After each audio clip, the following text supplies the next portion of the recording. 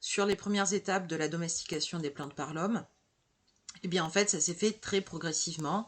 Là, on voit, vous avez une image qui remonte à l'Antiquité, hein, sur le fait que les agriculteurs ont trié les plantes les plus performantes pour ensuite les multiplier.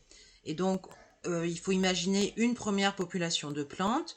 Les hommes ont retenu les plantes qui leur paraissaient les plus favorables par rapport aux facilités de culture, de récolte, aux facilités nutritionnelles.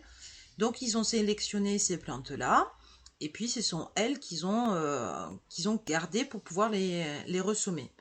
Et donc, progressivement, on va avoir une population qui est de plus en plus composée de ces plantes intéressantes pour l'homme.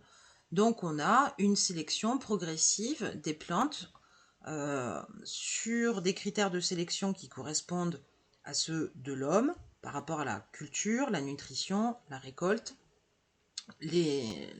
l'adaptation de la plante, de la variété au climat. Et donc ça constitue une sélection artificielle, une sélection par l'homme, qu'on appelle aussi la sélection empirique. Parce qu'en fait, elle se fait sur l'observation, sur l'expérience. À l'époque de l'Antiquité, il n'y avait pas les connaissances nécessaires pour maîtriser, pour programmer les variétés qu'on voulait obtenir. Donc c'est pour ça qu'on parle aussi de sélection empirique. Et cette domestication a conduit à des variétés différentes selon les lieux.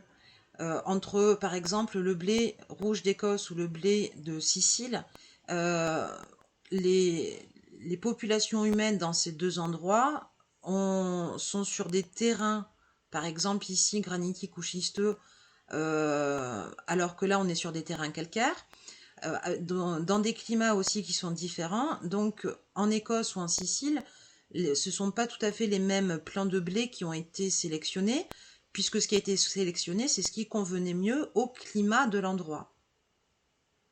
Et donc, ça a conduit à un ensemble de variétés qu'on appelle des variétés paysannes, des variétés de pays, correspondant à des plants adaptés pour ces différents endroits.